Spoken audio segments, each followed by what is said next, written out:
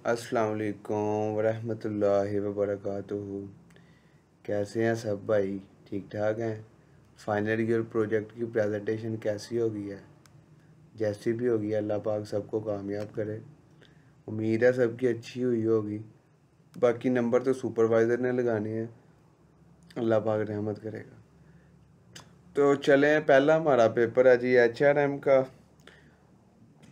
तो उसके बारे में थोड़ा सा डिस्कस कर लेते हैं। तो माशाल्लाह सर ने ऑलरेडी हमें जो सेंड किया हुआ है सारा मटेरियल, तो ये जो है स्लाइड, इसके अंदर ये जो ब्लू ब्लू सर्कल के अंदर है, ये ऑलरेडी हमने मिड के अंदर पढ़ ली हैं। तो मैं नोट्स पे चलता हूँ। तो ये मैंने नोट्स बनाए हैं थोड़े से, तो जितना जितना मैं रोज़ करूँगा आपके साथ शेयर किया जाऊँगा। तो ये देख सकते हैं, मैंने साथ लिखा भी हुआ है कि ये हमने मिड के अंदर पढ़ा है। ठीक है, ऐप प्लानिंग के साथ ना HR प्लानिंग मिड के अंदर पढ़ा था। रिक्रूटमेंट जहाँ फिर हमने रिक्वायरमेंट गैदरिंग की थी मिड के अंदर, फिर सिलेक्शन हुई थी, फिर ट्रेनिंग की गई थी बंदे की। ठीक है, अब वो उसके अंदर आ गया है, ऑर्गेनाइजेशन के अंदर एंटर हो गया है। अब उसकी जो है वो करियर मैनेजमेंट स्टार्ट हो गई है। तो उसके बाद फिर उसकी परफॉर्मेंस देखते हैं कि अगर ये बंदा आ ही गया है, रख ही लिया है, तो इसकी परफॉर्मेंस कैसी है। फिर उसकी परफॉर्मेंस को देखते हुए सैलरीज और अवार्ड मिलते हैं। ठीक है, फिर उसको सर्विसेज दी जाती हैं कंपनी की तरफ से, हेल्थ एंड सेफ्टी की। और फिर लास्ट पे एम्प्लॉयमेंट रिलेशन के बारे में हम बात करेंगे कि अगर जैसे महंगाई अब ज़्यादा हुई है लास्ट चैप्टर में, तो वो फिर जो है वो अपनी सैलरी बढ़ानी हो एम्प्लॉय ने, तो क्या प्रोसीजर होता है। ठीक है, किस तरह वो अपना नुमाइंदा भेजते हैं, सारे एम्प्लॉय मिलके वो जाकर बात करता है और उनको उनका हक लेके देता है। तो चले मैनेजिंग करियर पे चलते हैं। चैप्टर नंबर 9 है जी। और हमारे पास ये इसके अंदर 3 चीज़ें आ रही हैं कि करियर का मतलब क्या होता है। ठीक है, तो एडवांसमेंट होता है इसका मतलब, जर्नी होता है, और प्रोफेशन, मतलब कि 3 मीनिंग्स हैं इसके करियर के। ये ऑलरेडी मिड में भी हमने थोड़ा सॉरी मिड के बाद ही है ये, तो ऑलरेडी भी हमने इस स्लाइड का ना वो दिया था, क्विज दिया था। तो ये आपको वैसे भी अच्छे से याद होगी। Advancement, moving up in career, के आप किस तरह आगे बढ़ सकते हैं। जर्नी क्या है जी, कि आपने क्या काम प्रीवियस कर लिया है। ठीक है, और प्रोफेशन क्या है जी, कि आपने क्या चीज़ चूज़ कर लिया है अपने करियर के लिए। उसके बाद डेफिनेशन पे चलते हैं। The order in which a person has held various job during their life. ठीक है, इसकी डेफिनेशन आपको समझ आ गई है। इसकी डेफिनेशन में वो उसने यही बताया है कि आर्डर का मतलब है स्टेप बाय स्टेप वो जो पर्सन चीज़ें हासिल करता है अपनी लाइफ के अंदर। ठीक है, ड्यूरिंग जॉब, जॉब ड्यूरिंग का मतलब क्या है, अपनी जब वो जॉब कर रहा होता है उस दौरान।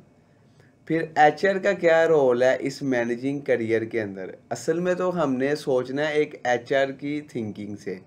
तो HR क्या करता है कि वो एक सही रास्ता बताता है किसको, अपने एम्प्लॉयज़ को, ताकि वो सही जगह पे पहुंच सके, टारगेट पोजीशन पे। ठीक है, HR directs the employee on the right path and help to create the strategy utilize to reach the target position, final destination तक। ठीक है, उसके बाद हमारे पास आ रहा है जी HR प्रोवाइड क्या करता है ऐसी चीज़ें जो मतलब कि एम्प्लॉय को फ़ायदेमंद दे सकती हैं। वो उसकी कैरियर कंसोलिंग करेगा। ठीक है, उसका कैरियर वर्कशॉप्स करवाएगा, उसको फीडबैक देगा उसकी परफॉर्मेंस का, और कोचिंग एंड मेंटोरिंग करेगा उसकी। ठीक है, ये 4 चीज़ें कौन करेगा? HR प्रोवाइड करेगा किसको? एम्प्लॉय को, ताकि उसका करियर बन सके। फिर वैल्यूज़ फॉर ऑर्गेनाइजेशन क्या है जी इसकी मैनेजिंग करियर की? तो कहता है कि नीडेड टैलेंट। ठीक है, कि जो टैलेंट होगा वो सामने आएगा। ठीक है, इम्प्रूव कैपेसिटी ऑफ कंपनी, इससे जो कंपनी के अंदर कैपेसिटी है वो ज़्यादा अच्छे लोग उसके अंदर आ जाएंगे। ठीक है, वो चुन लिए जाएंगे जिनकी परफॉर्मेंस अच्छी होगी। इक्वल अपॉर्चुनिटीज़, खा वो औरत है, खा वो लड़की है, लेकिन अगर उसकी परफॉर्मेंस अच्छी है तो उसको इक्वल अपॉर्चुनिटीज़ मिलनी चाहिए। Reduce worker irritation. हर किसी के काम करने के अंदर बिल्कुल वो रिलैक्स होना चाहिए। रिलैक्स से मुराद ये नहीं कि सारे दिन पार्क में बैठा रहे सोया रहे। रिलैक्स से मुराद है कि उसके ऊपर बर्डन ना हो किसी चीज़ का, ठीक है। वो किसी चीज़ से घबराए नहीं, कॉन्फिडेंस से काम करे। और goodwill in the inside company की आपकी अखलाकियात अच्छी होनी चाहिए, ठीक है। इस चीज़ से क्या होगा, करियर मैनेज होगा। उसके बाद ये स्टेजेस आ रही हैं मैनेजिंग करियर की, तो आप देख सकते हैं कि लो से हाई परफॉर्मेंस, ठीक है। तो यहाँ पे ना मैं वैसे हाईलाइटर भी यूज़ करता हूँ ताकि ना आपको अच्छे से ज़रा, हाँ ठीक है, थोड़ा ऐसे थिक कर लेते हैं। चलें, तो ये जो मैंने चीज़ लिखी है ये है जी परफॉर्मेंस हमारे पास, ठीक है। तो ये हाई से लो, ओके। तो यहाँ पे अब टाइम बताया गया है जी, ये हमारा स्कूल टाइम है। इसके अंदर आप एक्सप्लोरेशन करते हैं, मतलब कि आपका इनिशियल स्टेज होती है, आप सोच रहे होते हैं, ठीक है। और इस स्टेज के अंदर आप बहुत सारी जो है मीनिंगलेस चीज़ें भी सोचते हैं, मैं साइंटिस्ट बन जाऊंगा, मैं डॉक्टर, मतलब कि आप क्या है अभी इनिशियल स्टेज पे होते हैं। फिर आप अपना फर्स्ट स्टेप लेते हैं 25 से 35 के अंदर, मतलब कि आप पहली जॉब जो है ना वो करते हैं अपने लिए चूज़। तो इसके अंदर क्या करते हैं, आपके फर्स्ट जॉब एक्सेप्ट करते हैं और उसके ऊपर दिल लगा के मेहनत करते हैं। और ये जो स्टेज है यहाँ पे आप अपना मैक्सिमम देते हैं, ठीक है। फिर आता है जी मिड करियर, ठीक है, मतलब कि आप की अब टांगे जो है ना वो कब्र की तरफ जाना स्टार्ट हो गई हैं, क्योंकि पाकिस्तान में एवरेज जो एज है वो 40-50 चल रही है। चलें, अब इंक्रीज परफॉर्मेंस एंड डिक्लाइन, इस स्टेज के अंदर यहाँ तो वो अपने काम को बहुत बुलंदी पे ले जाएगा, बहुत बुलंदी से मुराद है कि बहुत एक्सपीरियंस हो जाएगा, ठीक है। यहाँ वो छोड़ देगा, थक जाएगा। जैसे ये हमारी फील्ड के अंदर प्रोग्रामिंग लोग करते हैं, तो स्टार्टिंग में तो बहुत अच्छा चल रहा होता है, लाखों डॉलर वो कमाते हैं, ठीक है। लेकिन अचानक वो बोर हो जाते हैं, किसी ना किसी बीमारी के शिकार हो जाते हैं, स्ट्रेस में चले जाते हैं, ये बैकबोन का इशू बन जाता है, उन्हें आइज़ का इशू बन जाता है, ठीक है। और उसकी हेल्थ जो डाउन हो जाती है, क्योंकि ये काम के लिए बहुत ज़्यादा हाजिर दिमाग, और सेमी कोलन की भी गलती होगी तो कोड नहीं डन होता, तो वो दिल छोड़ देते हैं, वो कहते हैं नहीं हमसे नहीं होता। और फिर लेट करियर आती हैं। लेट करियर के अंदर ये है कि आपकी जो एज लिमिट है वो 50-60, मतलब कि यहाँ पे आप सीखते नहीं हैं, जस्ट आप सिखाते हैं, आप वेल एक्सपीरियंस होते हैं, ठीक है। और आप जस्ट अपने एक्सपीरियंस की बेस के ऊपर सबको जज करते हैं। देन आता है डिक्लाइन, मतलब कि रिटायरमेंट, तो ये 60 और 60+ जब आप हो जाते हैं तो फिर आपको रिटायर कर दिया जाता है। तो ये था हमारे पास करियर स्टेजेस। फिर कहता है कि what can leaders leaders do to drive employment, के कैसे एचआर जो है हमारा वो इस कैरियर को बना सकता है। तो वो क्या करेगा कि परफॉर्मेंस को ट्रैक करेगा, ठीक है, किसकी, एम्प्लॉय की, ताकि उन उसको ट्रैक करे इसके अंदर क्या गलतियाँ हैं, ठीक है। अगर इसकी अच्छी हैं तो इसको इनकरेज किया जाए कि आप बहुत अच्छा कर रहे हो, ठीक है। इस तरह वो क्या कर सकता है, उसके करियर में मैनेजमेंट में मदद कर सकता है। फिर क्या, value the role of individual contributor. अगर कोई बंदा एक एक ग्रुप है, काम कर रहे हैं अमला नीचे, उसमें से कोई एक बंदा अच्छा काम कर रहा है, ठीक है, तो उसको भी उसका पूरा रिवार्ड मिलना चाहिए, ठीक है, ताकि उसकी हौसला अफजाई हो। फिर हमारे पास आ रहा है कि हेल्प हाउ, अच्छा अब कोई बंदा है वो आईटी का बंदा है और उसे मतलब कि वो मजबूर है जी, उसके पास अभी कोई काम नहीं करने को है, उसने कहा जी ठीक है मैं जी मैकेनिकल का भी काम करूँगा, हालांकि वो सॉफ्टवेयर फील्ड का बंदा है। उसके ने सारी 4 साल डिग्री के अंदर सिर्फ लैपटॉप के ऊपर फिंगर्स यूज़ की हैं, ठीक है। उसे क्या पता कि अब मशीनों को तेल कैसे देना है, मशीनों की वर्किंग क्या है, सेंसर्स की रेंज क्या है। तो आप फाइंड करें कि ये जो बंदा है, ठीक है, जो मेरा मुलाजम है, ये किस चीज़ में बेस्ट है, ठीक है। तो जिस चीज़ में वो बेस्ट है उसे वो काम दें, इससे भी उसका जो करियर है वो बेहतर होगा। उसके बाद कहते हैं कि ट्रेनिंग दें उन्हें, किसको, एम्प्लॉयज़ को, ताकि वो बेस्ट दे सकें अपना। चलें जी, ये था हमारा चैप्टर नंबर 9। ठीक है, ये मैंने नोट्स बनाए हैं इसके खुद ही। ठीक है, तो ये अभी हमारा ये करियर मैनेजमेंट वाला हो गया।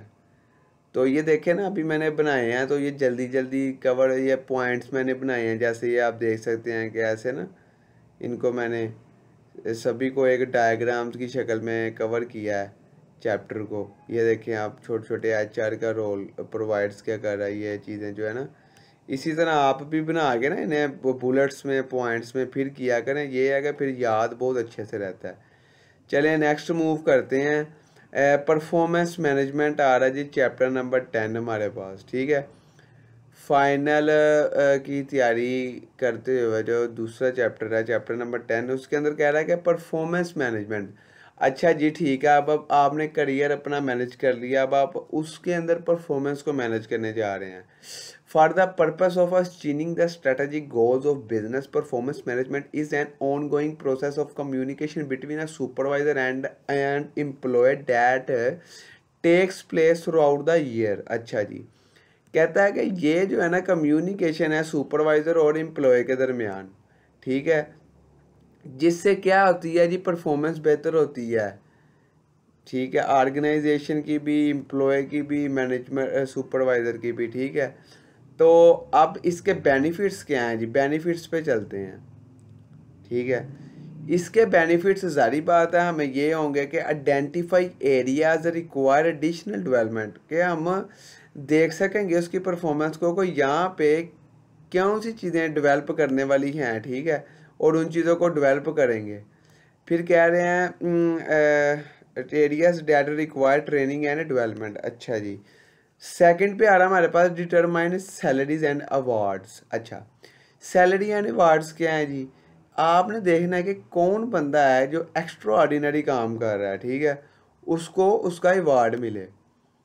उसके बाद जी सिलेक्शन ऑफ प्रमोशंस हैं, कि जो बंदा अब तजर्बेकार है, जिसको ज़्यादा देर हो गई है, जिसका रैंक अच्छा है और उस पर एतमाद है आपको, उसको प्रमोशंस दें। इससे क्या होगा जी, परफॉर्मेंस आपकी हो जाएगी मैनेज। उसके बाद आ रहा जी एचआर का पर्पस क्या है। आपने एक बात याद रखनी है कि सर ने जब क्वेश्चन देना है ना आपको, तो आपने ये नहीं लिखना it is this is that is, नहीं, I am HR and I thought this and I teach this. ठीक है, कि मैं इस तरह सोचता हूँ, मैं इस तरह अगले बंदे को टीच करूँगा, समझाऊँगा। ठीक है, आपने अपना थाट देना है। ठीक है, अपनी थिंकिंग बतानी है कि आप जब एचआर बनेंगे तो आपने किस तरह मैनेज करना है, किस तरह परफॉर्मेंस मैनेज करनी है, करियर मैनेज करना है। तो देन हमारे पास आ रहा है जी एचआर के पर्पस, कि एचआर का पर्पस क्या है परफॉर्मेंस के अंदर। तो आप दे सकते हैं कि two way feedback. Two way feedback से क्या मुराद है जी, दोनों तरफ से फीडबैक लेना, इससे परफॉर्मेंस होगी हाई आपकी। डेवलपमेंट, ठीक है, कि ट्रेनिंग्स देना जो परफॉर्मेंस जिनकी नहीं अच्छी। फिर टू मीट लीगल रिक्वायरमेंट्स। अच्छा, अब ये लीगल रिक्वायरमेंट्स का वर्ड यूज़ हुआ है, ये लीगल का मतलब है कि जो आपको कही गई हैं रूल्स एंड रेगुलेशंस के मुताबिक रिक्वायरमेंट, उनको लीगल रिक्वायरमेंट्स कहते हैं। ठीक है, उसके बाद हमारे पास आ रहा है जी अप्रेजल प्रोसेस। ठीक है, अप्रेजल प्रोसेस के अंदर अब आती हैं जी 6 थिंग्स। ठीक है, इनको हम 1 बाय 1 कवर करते हैं। ठीक है, ये आपको हेल्प करेगा, ये जो पॉइंट्स मैं बना के किए हैं ना, ये आपको जल्दी मतलब कि चीज़ें याद होगी। अच्छा, फर्स्ट ऑफ ऑल मैं आपको यहाँ पे दिखाता हूँ कि अप्रेजल जो है वो होता क्या है। अप्रेजल मीनिंग जायज़ा। ठीक है, जायज़ा लेना।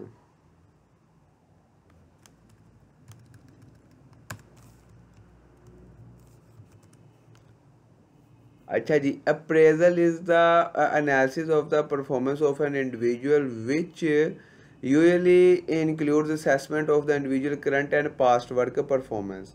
ठीक है। तो ये आप समझ सकते हैं कि ये आप एक जायज़ा लेते हैं, ठीक है, अप्रेजल का, कि वो इसकी परफॉर्मेंस को देखते हैं करंटली और प्रीवियस, ठीक है। तो चलें चलते हैं वापस अपने इधर जी यहाँ पे अप्रेजल क्या है जी, हमारे पास जायज़ा लेना है, ठीक है। आपने करंट वर्क और देखना है उसका प्रीवियस वर्क। अब इसके प्रोसेस के अंदर 6 चीज़ें आ रही हैं। First of all establish performance standards with employees. अच्छा, स्टैंडर्ड्स क्या होते हैं इसके अंदर? लफ्ज़ स्टैंडर्ड्स होते हैं the set of rules that is define to work according this, ठीक है, कि आपने उस सेट ऑफ रूल्स के मुताबिक जो काम करते हैं उनको स्टैंडर्ड्स कहते हैं, ठीक है। उन स्टैंडर्ड्स को इस्टेब्लिश करना है आपने, अपने यूज़ करना है, ठीक है। उन स्टैंडर्ड्स के मुताबिक अपनी परफॉर्मेंस रखनी है। Communicate expectations. अच्छा, एक्सपेक्टेशंस क्या होती हैं? ये बहुत जो है ना, एक्सपेक्टेशन इंसान को मारती हैं। जैसे हम किसी से एक्सपेक्टेशंस लगा लेते हैं, ये वो चीज़ है कि आपने एक्सपेक्ट क्या कर रहे हैं अपने एम्प्लॉय से, ठीक है, या एम्प्लॉय आपसे क्या एक्सपेक्ट कर रहा है। इस चीज़ को समझना, इसका जायज़ा लेना बहुत बहुत ज़रूरी है, ठीक है। मैं कहूँगा जी, जो एक्सपेक्टेशंस है ना ज़िंदगी में, सिर्फ अल्लाह के सिवा आप किसी पे ना लगाएं, वरना आप जलील हो जाएंगे। चलें थर्ड पॉइंट पे चलते हैं, मैयर एक्चुअल परफॉर्मेंस। अच्छा जी, अब एक्चुअल परफॉर्मेंस क्या है? एक परफॉर्मेंस होती है, एक एक्चुअल परफॉर्मेंस होती है। अच्छा, आपने अब देखें, वो बंदा जो है वो खा अखलाकियात का बहुत अच्छा है, ठीक है, खा वो 5 वक्त नमाज पढ़ता है, खा वो आता जाता अच्छे कपड़े पहनता है, लेकिन वो एक्चुअल उसका काम क्या है कंपनी में? मतलब कि एक्चुअल का काम है कि वो अपने जो उसे काम की पे हमसे ले रहा है, क्या वो एक्चुअली में उसकी परफॉर्मेंस उसकी अच्छी है? मतलब कि अब वो बंदा है डाटा एंट्री क्या है, अगर वो डाटा एंट्री बहुत अच्छे से परफॉर्म कर रहा है तो वो क्या है? वो अपनी एक्चुअल परफॉर्मेंस में अच्छा है। देन हमारे पास आ रहा है जी, compare actual performance with standards. अच्छा, अब वो जो इसकी एक्चुअल परफॉर्मेंस है डाटा अकाउंटिंग वाले बंदे की, एम्प्लॉय की, तो उसको देखना है क्या वो स्टैंडर्ड्स के मुताबिक काम कर रहा है या वो लो स्टैंडर्ड्स पे काम कर रहा है, ठीक है। ये चीज़ का जायज़ा लेना ज़रूरी है। फिर डिस्कस अप्रेजल विद एम्प्लॉयज़। अच्छा, अब जो जायज़ा लिया है ना आपने उस बंदे का, उसको उसके साथ शेयर करें, ताकि उसके इल्म में होगा, यार इस बंदे ने मेरा जायज़ा ले लिया है, मेरे अंदर क्या कमी है, मैं उसको ठीक करके अपनी परफॉर्मेंस हाई करो, क्योंकि चैप्टर का नाम क्या है? Performance management. ओके, 6 पॉइंट है जी, प्रोसेस हमारे पास, if necessary initiate corrective action. अच्छा, अब आपने उसका कर लिया है जी, प्रोसेस के अंदर उसका एनालिसिस जायज़ा ले लिया, तो अब आप क्या करें कि उसको ठीक करने की, एम्प्लॉय को कहेंगे यार ऐसे नहीं ऐसे करो, ताकि उसकी परफॉर्मेंस बेहतर हो। आगे परफॉर्मेंस अप्रेजल मेथड्स आ रहे हैं जी। मेथड्स क्या होते हैं? मेथड्स प्रोग्रामिंग में तो एक एक्शन होता है, एक फंक्शन होता है, ठीक है, जो एक्शंस परफॉर्म करता है। चलें अब इसके अंदर आ रहे हैं जी 3 मेथड्स, किसके अंदर? परफॉर्मेंस अप्रेजल के अंदर, और आगे फर्दर उनकी टाइप्स हैं। अब यहाँ पे एब्सोल्यूट स्टैंडर्ड्स है, रिलेटिव स्टैंडर्ड्स हैं और आउटकम्स स्टैंडर्ड्स हैं। अब ये जो एब्सोल्यूट स्टैंडर्ड है, इसके आगे क्रिटिकल इंसिडेंट्स हैं, ठीक है, आगे चेकलिस्ट है, ठीक है, और आगे फोर्स्ड चॉइस है, ठीक है, और रिलेटिव स्टैंडर्ड के अंदर इंडिविजुअल रैंकिंग है, ठीक है, पेयर्ड कंपैरिजंस है, ठीक है, और ये एमबीओ है, ठीक है, और 360 अप्रेजल है, ठीक है। तो चले इनको अब करते हैं कि ये जो अब्सोल्यूट स्टैंडर्ड्स हैं, ये क्या होता है? कहता है कि क्रिटिकल इंसिडेंट। क्रिटिकल इंसिडेंट से मुराद है कि आप जो है ना, किसी को बहुत ज़्यादा नंबर या किसी को बहुत कम नंबर ग्रेड दे देते हैं, ठीक है, उसकी परफॉर्मेंस को देखते हुए।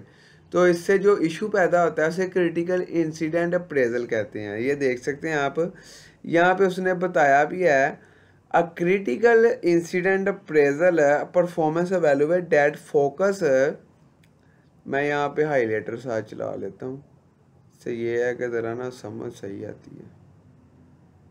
चलें, a critical incident appraisal, a performance evaluate that focuses a key behavior that differentiates between doing a job effectively and efficiently. Critical incident with their focus on behavior judge rather than personalities. For example, rate the following from 10 to employee handle the angry customer charmly. अच्छा, वो कह रहा है कि आपने 1 से लेकर 10 तक उसको रेटिंग करनी है। किसने? रेटर ने, मतलब सुपरवाइज़र ने, ठीक है। तो वो कह रहा है कि आप उसकी परफॉर्मेंस की बजाय उसकी पर्सनैलिटीज़ को अगर जज करते हैं तो ये क्रिटिकल अप्रेजल है, ठीक है। यहाँ पे लिखा है कि आप उसकी परफॉर्मेंस को जज करते हैं, उसकी पर्सनैलिटीज़ को नहीं, ठीक है, रेदर देन पर्सनैलिटीज़। मैं उससे आगे गलत कहा गया कि पर्सनैलिटीज़ को करना है उसको मिस्टेकली, लेकिन अब मैंने आपको ठीक बता दिया। अच्छा, अब यहाँ पे वो कह रहा है कि एब्सोल्यूट स्टैंडर्ड के अंदर आपने हाँ या ना में जवाब देना होता है। जैसे यहाँ पे our supervisor order usually followed, ठीक है। अब वो ऑफकोर्सली यहाँ पे कहेगा यस हम फॉलो करना चाहेंगे, ठीक है। तो यस नो में आपने आंसर यहाँ पे करना होता है। अब और देन हमारे पास आता है फोर्स चॉइस्ड, ठीक है, कि आपने इन तीनों में से कोई एक चूज करना होता है, ठीक है, जो आपको बेहतर लगे। फिर आता है रिलेटिव स्टैंडर्ड्स, मतलब मैं इधर अपनी खोल लेता हूँ, ये देखें ना, इधर मैंने इसीलिए ये पॉइंट्स बनाए हैं ताकि इनको समझना आसान हो। मेरे ख्याल से रिलेटिव स्टैंडर्ड्स अच्छे होते हैं, ठीक है। HR की अगर आप थिंकिंग से सोचें, इसके अंदर वो क्या कह रहा है कि इंडिविजुअल रैंकिंग, ठीक है, ranking employees from highest to lowest, ठीक है, कि जिसका सबसे अच्छी परफॉर्मेंस होगी उसका नंबर 1 पे नाम आएगा, ठीक है। यहाँ पे एग्जांपल भी दी है। फिर आता है पेड कंपैरिजन, मतलब कि आप एम्प्लॉयज़ रख के ना 5-7 एम्प्लॉयज़, उनका कहते हैं कि यार इस डिपार्टमेंट के अंदर ये 5-6 बंदे सेम काम करते हैं, इनमें से किसकी परफॉर्मेंस अच्छी है, ठीक है। तो ये आप देख सकते हैं, ये चार्ट भी हमने बड़े अच्छे तरीके से समझाया था कि अगर ये अब कंपेरिजन हम करवाते हैं फर्स्ट और थर्ड वाले का, ठीक है। तो यहाँ पे लिखा हुआ है एडमीर, ठीक है। इसका अब कंपैरिजन करवाते हैं थर्ड वाले चेयरमैन के साथ, ठीक है। तो वहाँ पे लगा हुआ है नेगेटिव और एडमिट पे कोई भी नहीं है पॉइंट, ठीक है। तो क्या इसका मतलब है कि जो एडमिट है उसकी परफॉर्मेंस यहाँ पे हाई है उससे, ठीक है। और फिर कंपैरिजन आप करवा रहे, यहाँ पे मैं आपको चले हाईलाइट साथ करता हूँ कि ये डेंटे है ना, इसका पॉजिटिव लगा हुआ है, ठीक है। और यहाँ पे आप इसकी करवा लें, किसी के साथ भी करवा लें, एमिलियो के साथ करवा लें, ठीक है। इन दोनों का क्या है जी, पॉजिटिव लगा हुआ है, ठीक है। तो कंपैरिजन में ये क्या हो गया, एक दूसरे के इक्वल हैं, ठीक है, मतलब कि उसका भी ए ग्रेड प्लस में है और इसका भी प्लस में है, ठीक है। लेकिन अगर हम कंपैरिजन करवाते हैं चेयरमैन और बैटे का, ठीक है, तो क्या होगा इसमें, इसका पॉजिटिव पॉइंट है, इसका नेगेटिव पॉइंट लगा हुआ, मतलब कि जिसका पॉजिटिव है उसकी परफॉर्मेंस अच्छी है, तो क्या इन दोनों में से कौन अच्छा हुआ, चेयरमैन, ठीक है। तो ये होता है पेयर्ड है, मतलब कि आप कंपैरिजन करवाते हैं। उसके बाद MBO आ रहा है मैनेजमेंट बाई ऑब्जेक्टिव्स। अच्छा, यहाँ पे क्या था जी, the third approach for a present makes performance outcomes, कि कोई तीसरा बंदा बीच बैठ के तो मैनेजर और उसके दरमियान वो करता है, ठीक है, अब डिसाइड किया किसकी परफॉर्मेंस अच्छी है। A performance appraisal method includes mutually objective setting and evaluation based on the attainment of the specific objectives. Specific performance goals are jointly determined by employees and management. Progressive toward accomplished goals is periodically reviewed. Rewards are allocated on the basis of progress toward the goals. और यहाँ पे एक 360 भी आता है, ठीक है, 360 degree appraisal कि आप हर लिहाज से किस तरह जायज़ा ले सकते हैं। The process through which feedback from an employees sub coordinates colleagues and supervisor, मतलब कि हर बंदे से आप जायज़ा लेते हैं। Customer as well as a self evaluation by the employee them self is gather, आप मैनेजर हर किसी से जाके जायज़ा ले सकते हैं इसमें।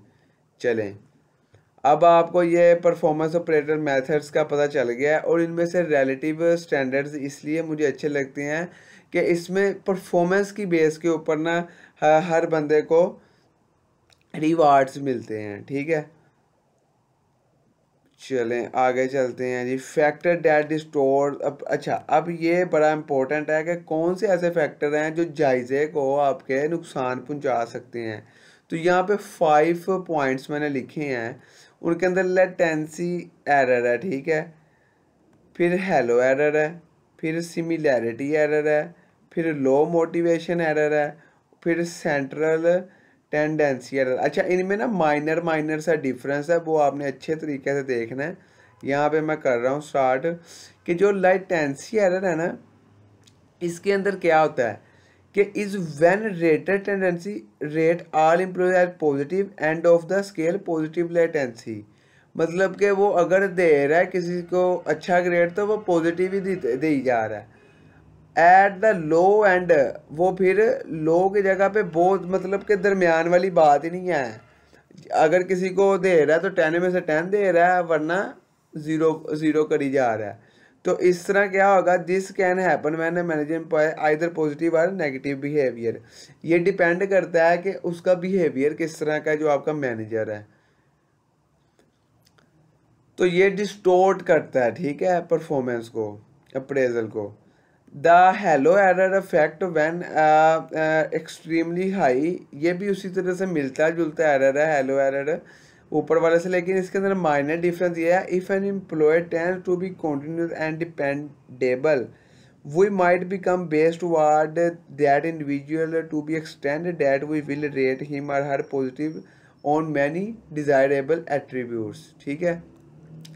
कि आप देखते हैं कि ये बंदा जो है इसका किस तरह का बिहेवियर है, तो आप उसी के मुताबिक उसको बहुत ज़्यादा पॉइंट दे देते हैं, उसकी परफॉर्मेंस को नहीं जज करते।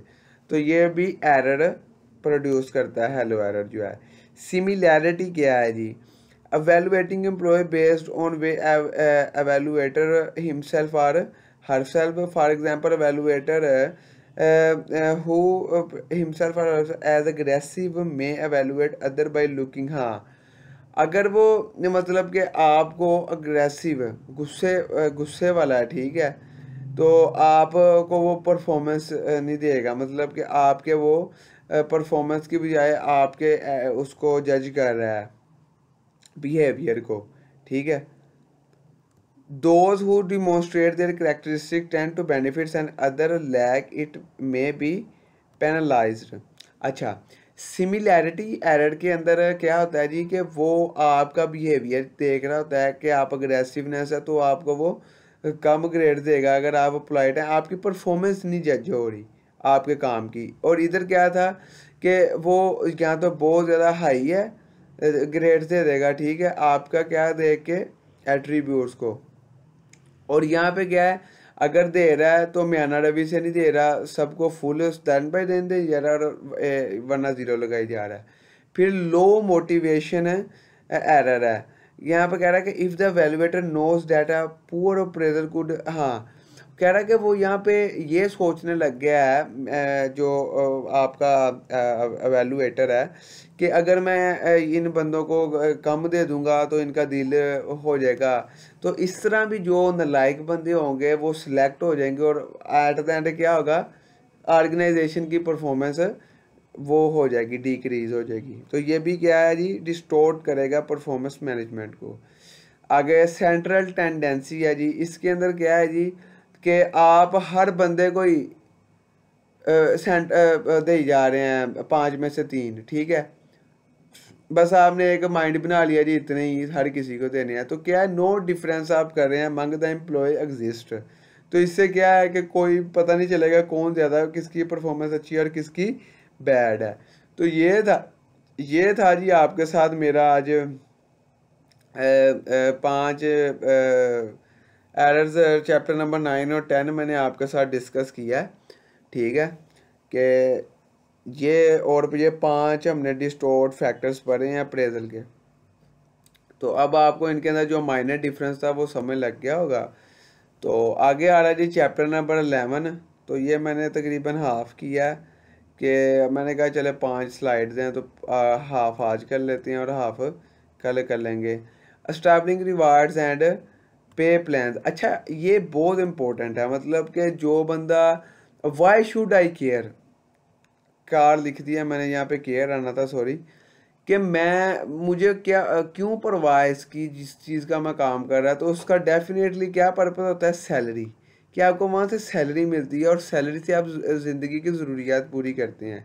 Salary is the most visible benefit that workers receive from their work. ठीक है, अच्छा जी, अब 3 थिंग्स आती हैं इसके अंदर, किसके अंदर जी, ये चैप्टर के अंदर एस्टैब्लिशिंग रिवार्ड्स एंड पे प्लान्स के अंदर। तो फर्स्ट ऑफ ऑल क्या है, सैलरी। अच्छा, अब सैलरी क्या होती है, based on skills and work experience. और उसके बाद आता है रिवार्ड।